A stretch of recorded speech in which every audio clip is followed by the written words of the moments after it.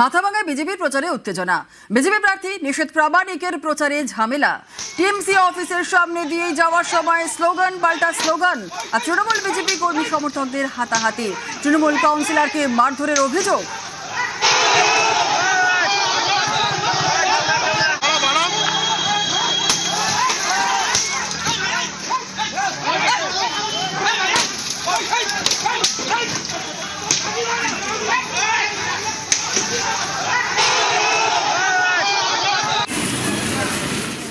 তৃণমূলের অস্থায়ী অফিসেও হামলার অভিযোগ। শীতলকুচির বিজেপি প্রার্থী সাবিত্রী বর্মনের গাড়ি ভাঙচুরের অভিযোগ।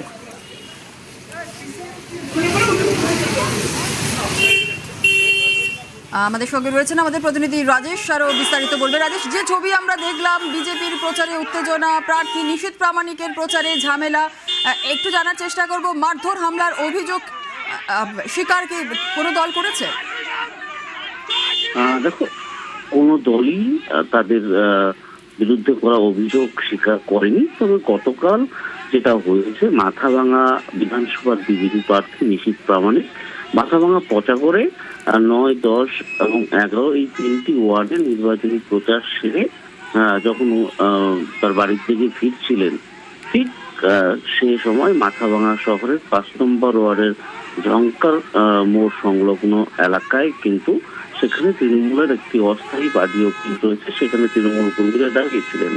সে সময় কিন্তু নিশীথ প্রামাণিকের কনভয় যখন যাচ্ছিল তৃণমূল কংগ্রেসের অস্থায়ী পার্টি অফিসের সামনে দিয়ে, তখন স্লোগান পাল্টা স্লোগানে কিন্তু উত্তেজনা ছড়িয়ে পড়ে সংশ্লিষ্ট এলাকায়। তারপরেই কিন্তু সেটা কথা কাটাকাটি এবং পরবর্তীতে তৃণমূল বিজেপির হাতাহাতির ঘটনা ঘটে এবং মাথাভাঙা শহরের 5 নম্বর ওয়ার্ডে তৃণমূল কংগ্রেসের যে কাউন্সিলর তিনি আহত হন। এরপরেই কিন্তু ব্যাপক উত্তেজনা ছড়িয়ে পড়ে ঘটনাস্থলে। তবে পুলিশ ঘটনাস্থলে এসে কিন্তু পরিস্থিতি নিয়ন্ত্রণে আনে। পরবর্তীতে তৃণমূল কর্মী সমর্থকরা মাথাভাঙা থানার সামনে দফায় দফায় বিক্ষোভ দেখাতে থাকে। ব্যাপক উত্তেজনা ছড়িয়ে পড়ে মাথাভাঙা থানা চত্বর এলাকায়। সেখানে পুলিশের পাশাপাশি কেন্দ্রীয় বাহিনীর জওয়ানরাও ঘটনাস্থলে আসেন।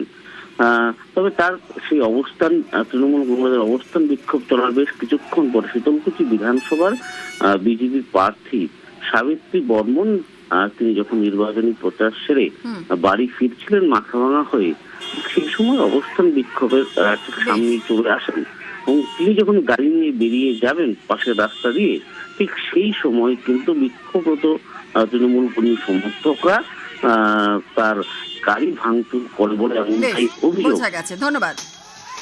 আমরা কোন রুট দিয়ে যাব সেটা পুলিশ প্রশাসনই ঠিক করে দেয়। পুলিশ প্রশাসনের ঠিক করা রুট দিয়েই আমরা যাচ্ছিলাম, কিন্তু সেই সময় হঠাৎ করে তৃণমূলের কয়েকজন কাউন্সিলর এরা অস্ত্রাব্য গালিগালাজ এবং তারা পাথর ছুটতে থাকে। তো স্বাভাবিকভাবেই তারা যদি পাথর ছোড়ে, আমরা তো আর পুষ্পবর্ষণ করবো।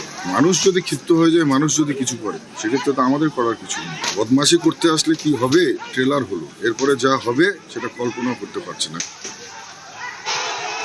আমাদের কাছে যেটা রিপোর্ট আছে, নিজেদের গাড়ি নিজেরাই ভেঙে ওরা এই অভিযোগ আমাদের উপর দিয়েছে, সেটা পুলিশ তদন্ত করবে। সেই সময় পুলিশ অতর্কিতভাবে ওখানে লাঠিচার্জ করে এবং আমাদের কর্মী সমর্থকদের ওখান থেকে ভাগিয়ে দেয়।